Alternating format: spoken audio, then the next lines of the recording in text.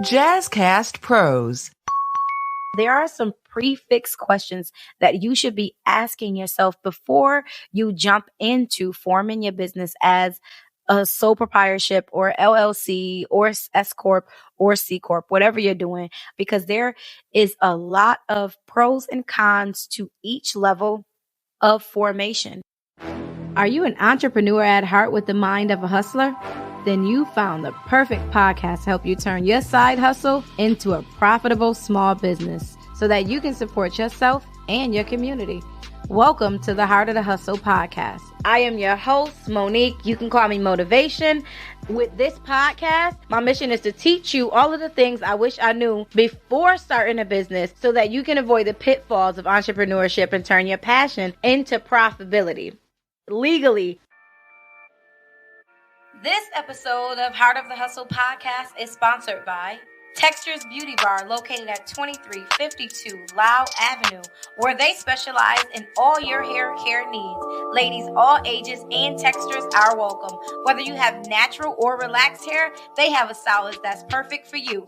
Follow them on Instagram at Textures Beauty Bar or book your appointment at www.texturesbeautybar.com. Thank you. I thank you guys for subscribing and putting your notifications on. I've been getting a lot of feedback and I am loving the way that the podcast is not just helping me with my brain dump, but also helping you in business. Today we are going to talk about business formations. So in our last episode, I gave you a free business planning guide so you can kind of map out your ideas on exactly what you want your business to look like and what problem you want to solve in your business. Now, this week, you literally are getting a free $700 to $800 PDF, okay? Just for listening, I want you to focus on the formation of your business. The first one that I want to talk to you briefly about is just having a DBA or doing freelance. The freelance is just you doing a thing, a craft that you have perfected that you can make money from. Freelancing does not require you to have a license. It doesn't require you to be certified. It does not require you to file any business papers. You are just doing this maybe from out of your kitchen, maybe from out of your living room. A lot of people do lashes and nails as a freelancer, and they don't follow through to get those certifications or those proper license that you would need to advertise your business for maximum profitability. I don't want to get too deep into those because I don't particularly, I'm not going to say respect, but I expect for us to be backed by licenses and certifications, just in case anything happens to one of your clients that you are not personally sought after or liable for damages caused if you're doing somebody lashes and they get an infection or something by your utensils and you're not properly trained to have sterile utensils or something. So we're not even going to get really too deep into that, but you can do certain things as a freelancer. And I know some people who are pretty dope, who are freelance makeup artists and so forth, but I prefer people who actually go through school and get the certifications and licenses to do the work that they love to do, right? So let's get into some legal formations. But before we get into it, there are some things that I want you to think about before you decide on what business structure. Here are a few issues that you should be thinking about as a business owner before you decide on your business structure. One would be how easy it is to set up and operate your business under that formation. What are the tax advantage and disadvantages of that formation? What are the potential legal liabilities? How easy it will be to liquidate the business if you want to get out of said business quickly. How easy would it be to liquidate that business, right? Do you plan on raising money or more equity for capital as the business grows? What are the regulations to keep the business structure active? Now, that is very important. What are the regulations to keep the business structure active because some of the business structures require you to not just maintain the certificate, but to go back and actually refile for certification. So you must know the correct rules in your state before you choose your structure. How much record keeping is required. Now, if you are not going to get a certified CPA to do your bookkeeping, or you are going to try to do your bookkeeping on your own, make sure the structure that you choose, that you know how to do the record keeping to keep your structure active and in line with the rules for that structure legality. What happens to the business upon the death of the owner would be a great question for you to ask yourself while you are forming your business structure. What happens to that business if said owner passes away, right? So the easiest business structure to start off with is sole proprietorship, right? I was sole proprietorship for the past almost 10 years. For the past 10 years, I was sole proprietorship. It's the most common business structure, and it makes the most sense if you're in business where personal liability is not a concern, right? So I was not thinking forward. My sole proprietorship, even though I had product and I was doing services, I did not mind taking on the liability if something was to happen to my consumers with my product or my service. From a legal standpoint, the owner and the proprietorship are the same. So in all actuality, I was Love Monkey Beards. I was the Groom Room Men's Spa and Lounge, and the Groom Room Men's Spa and Lounge and Love Monkey Beards was Monique Chapman. So me and the business were the same. So if something was to happen to you using my product or me giving you your service, you could not just come after the business, but you would be coming after me legally for compensation. So here are some advantages to being sole proprietor, right? It's the easiest to set up because it didn't require any filing of any papers. Some states don't require the registration of proprietorship. So you can just be the business, right? You don't have to worry about being legal. You don't have to worry about forming members to your business. It's just you and your business, right?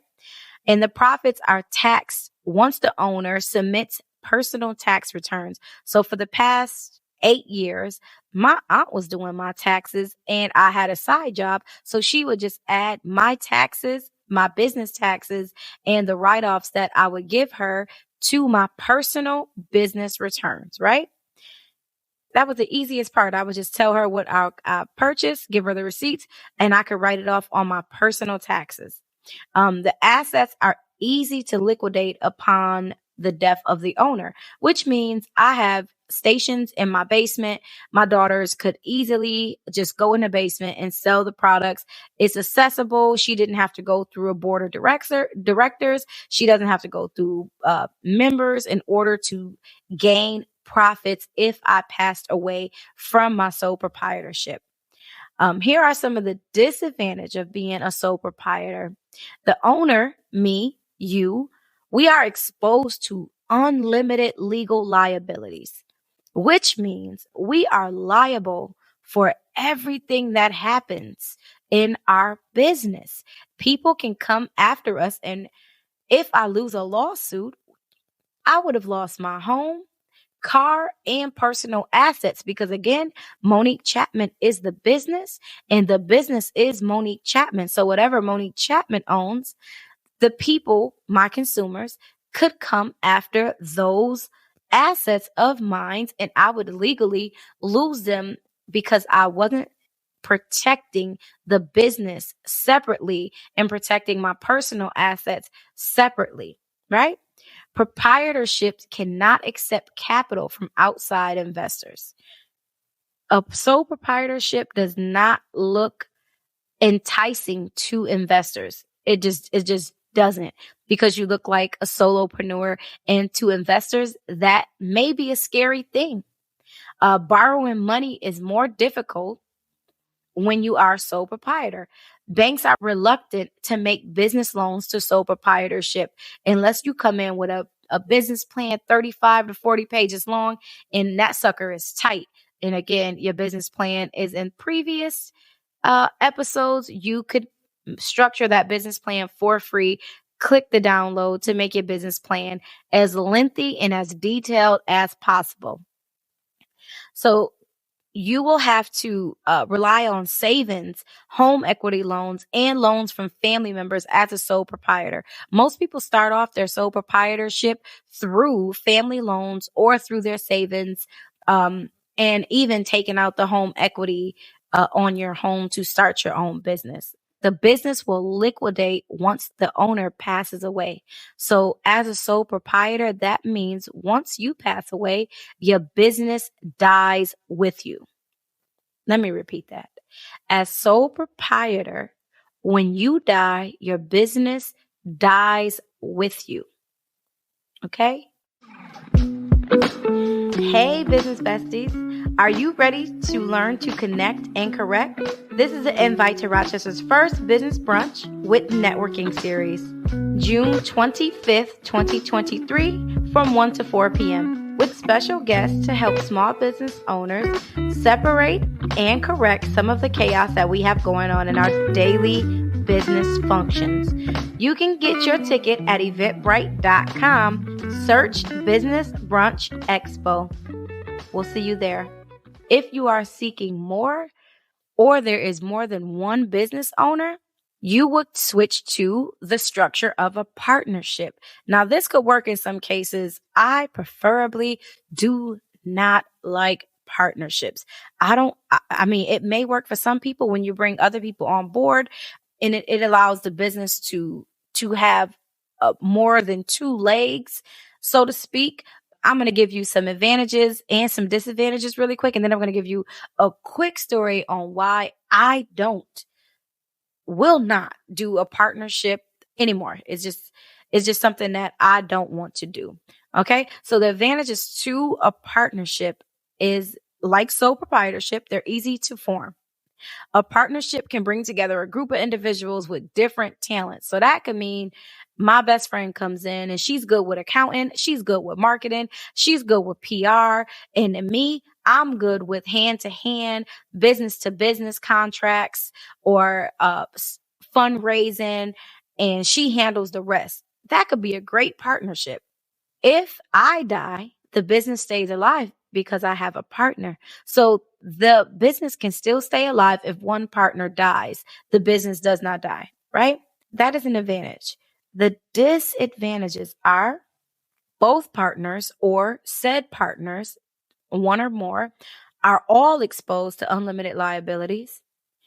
Owners will not always agree on decisions. And this could be where management conflicts arise. And it always happens, will happen. Don't think that y'all always going to be on the same page, because it's not going to happen.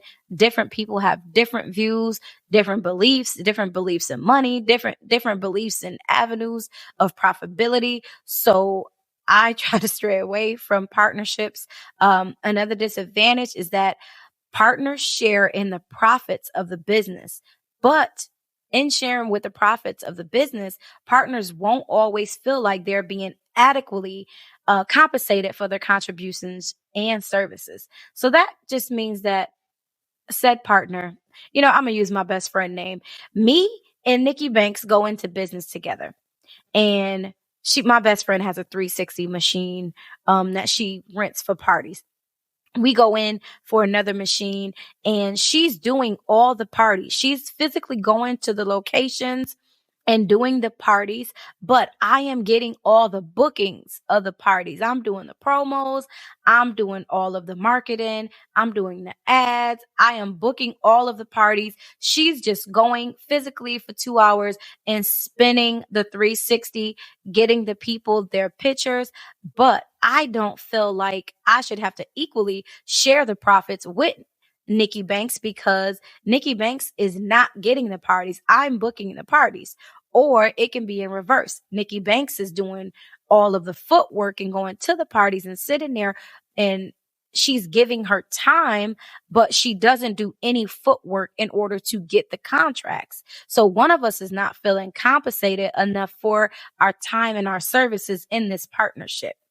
right? So that's something to think about when you go in with a partner. It has to be somebody who is equally yoked, that you trust. Everybody's name should be on every document. So if it is a partnership, both of your names, if there's two or more owners, everybody's name should be on every document. Every piece of equipment that is owned, there should be a contract for that with everybody's name on it. Every contract should have everybody's name on it. Because what I found, I was just recently in a partnership, and at the beginning of the partnership, I already felt kind of quirky because there was multiple partners in the business, but it was under one person's name. And our plan was, once we get approved for this business, everybody's name will get added to the paperwork, which would be our LLC, and all of the other supporting documents to say that this business is owned by not just one person, but multiple people. And we kind of lingered around adding the other members of the board to that paperwork. And the person who named that the business was under was doing a little bit of work, but not physically investing the time into the business. And when that person didn't feel like the business was being compensated enough for them, they backed out. But in backing out, the whole business paused. They had enough power to pause and stop the business. So that means the other partners, myself and the other partners, we were losing money by the day after we had already invested our money into the business. But now we are feeling played. Won't get me again, because I feel like everybody should have as much power if we are all going in headstrong on one idea.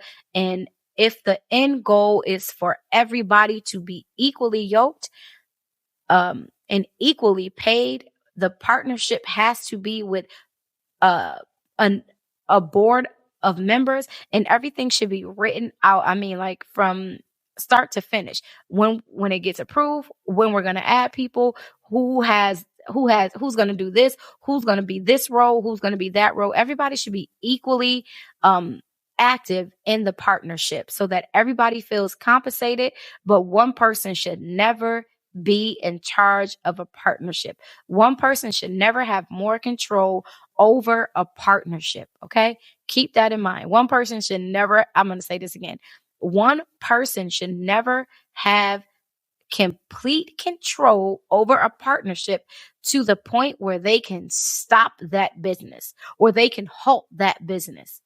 Keep that in mind. All paperwork should have your name and your partner's name on every document, every meeting, every paycheck. Everything should be, every bank account you should have access to, every contract you should have access to, every email for that business, everybody should have access to. Okay? Hey, if you like this episode, check out Getting Real with Bossy, where we chat about what it's like to be a woman business owner. You'll hear interviews with women who are doing what it takes to succeed and the reality of what that looks like. We cover all the topics, figuring out the rules and regulations, navigating business partnerships, even if that's your spouse, motherhood while running a business, working within your values, and all the ups and downs of being the boss. Are you ready to get real? Pop over to our podcast, Getting Real with Bossy. Now let's talk about unlimited liability exposure and risk of losing your personal assets in a lawsuit that comes with the partnership and sole proprietorship. If you want to X that out, the next step up is to form a limited liability company. Most people call it a LLC. We've just used a shortening for it. It's limited liability companies. And what that means is that they cannot come after you like a sole proprietorship and take what you have if something happens in or around said business, right? So that means the owners have limited liability. Your personal assets are protected from judgments and defaults due to company misfaults or debts. I have a friend, PPP money came and her business closed. The PPP was not enough to keep her doors open, but they cannot come after her home. They cannot take her car. They cannot take her other business. They can only go after the assets of the said business that is in debt. Okay.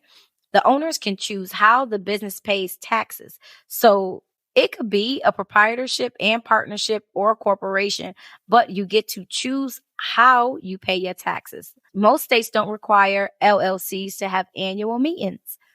If you know what an annual meeting is, it's where you come in and you go over financials, you go over assessments, you go over profits and loss, but most states do not require you to have annual meetings. I still say, even if it's just you, have an annual meeting so that you know the direction your company is going in and where you are falling behind in, and to make sure that you are on a steady pace for success and profitability. Right? An LLC is not required to have a board of directors like a 501c3 does.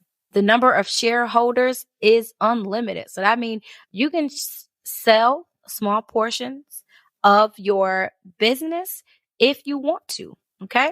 The disadvantage of a LLC is the legal and accounting costs are higher than proprietorships. LLCs must file articles of incorporation with the state. Whatever state you in, you have to check to make sure you are filing your articles of incorporation. Right? The owners must create an operating agreement that defines management authority and limits to making decisions.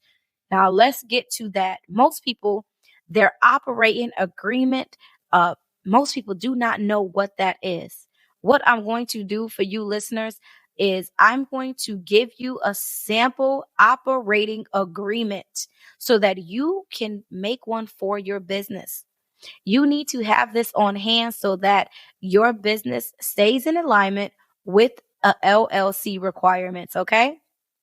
In some cases, LLCs will cease to exist upon the death of a member unless otherwise specified in the operating agreement. So make sure in the operating agreement, you tell them what you want to do if you die, what happens with this business. That should be inside of your operating agreement. Your operating agreement is kind of like your business living will. This is your business's living will, okay?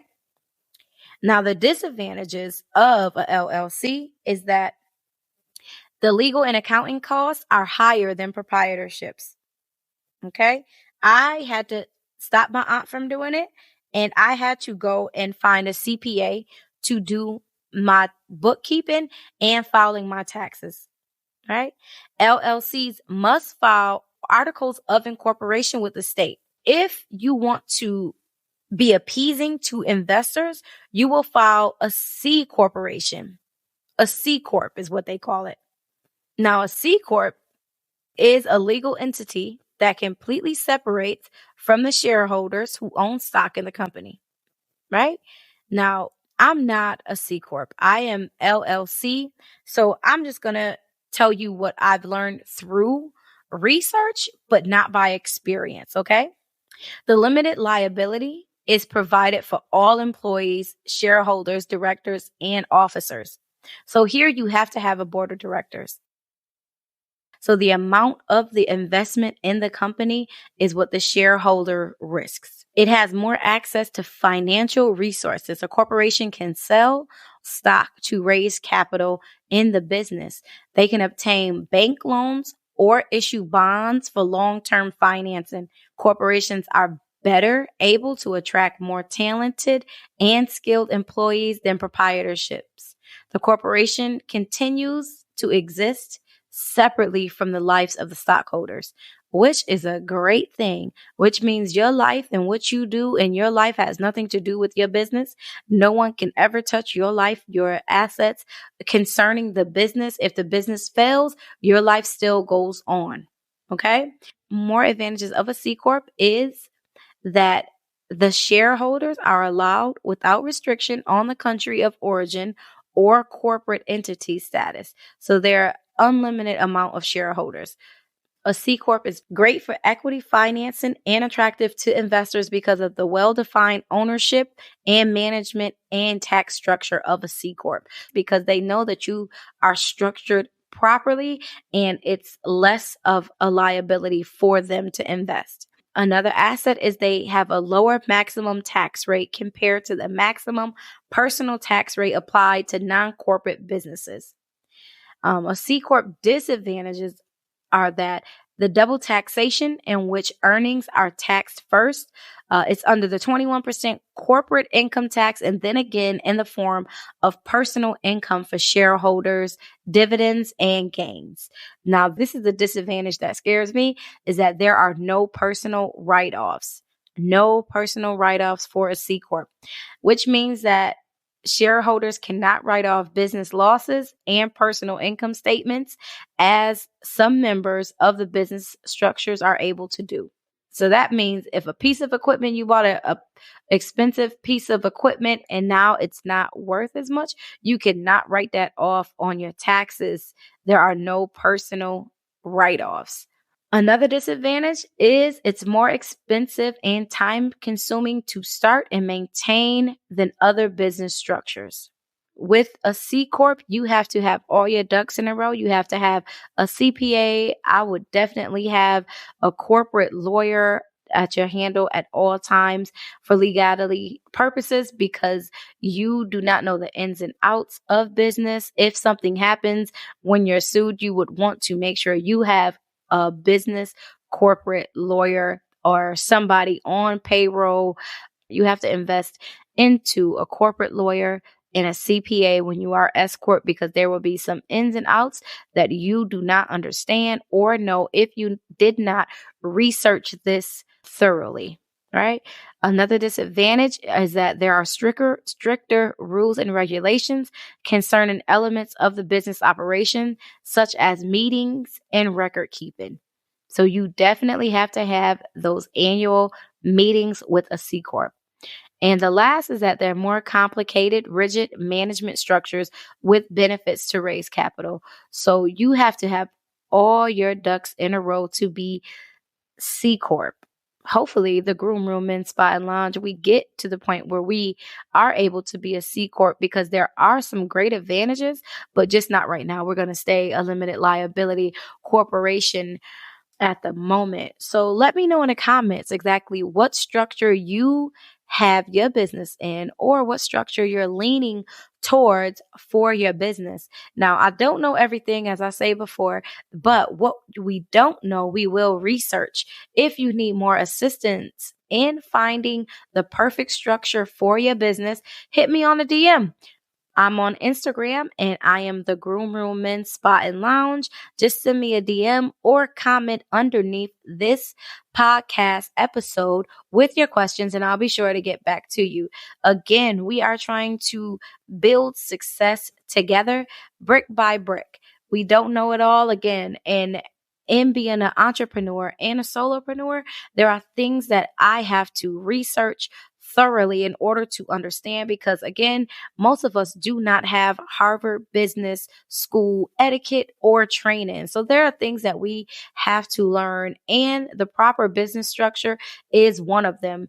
I know some people who are in their living rooms who are trying to jump to get an LLC because everyone is telling them that with the LLC, you can automatically get 100,000 in funding, which is not true. You have to build your business credit up. You have to make sure that your business is properly functioning. You got to make sure you got those net 30 lines in your business credit in order for them to see that your business is functioning and profitable. So your business structure is very important, but more important is your business plan and how you plan to build your business profile. So don't just try to jump into a business structure thinking that you're going to benefit from the advantages of that business structure immediately. It's not going to happen. It's going to take some time. Okay. So I want you to go through this operating agreement that I'm going to leave in the link below. And I want you to make your operating agreement. And guess what, guys? People pay hundreds of dollars. When I say hundreds of dollars to get operating agreement, you guys are getting it for free. The operating agreement is only for my listeners, okay? Click on the link to see the example and make sure you structure it so that if something happens to you, your children or someone that you trust can go on with your business. Make sure your operating agreement includes how to properly run your business. If you need to put special instructions in your operating agreement, make sure you do so that the next person who you hand your business over to, if something detrimental shall ever happen to you, they can clearly understand how to run your business so that it can stay alive after you are no longer here and you are no longer able to put your hands in the pot. Okay? Make sure you guys use this to the best of your ability. This is a free, you literally are getting a free $700 to $800 PDF, okay? Just for listening. Again, I want to shout out all the people in Ghana who are downloading and listening. I appreciate you. I appreciate you. I appreciate you. You guys are downloading like crazy. I don't even know how I got that far of a reach, but I am excited and I am appreciative. Thank you guys. And remember, nothing comes to a sleeper but a dream. Over and out.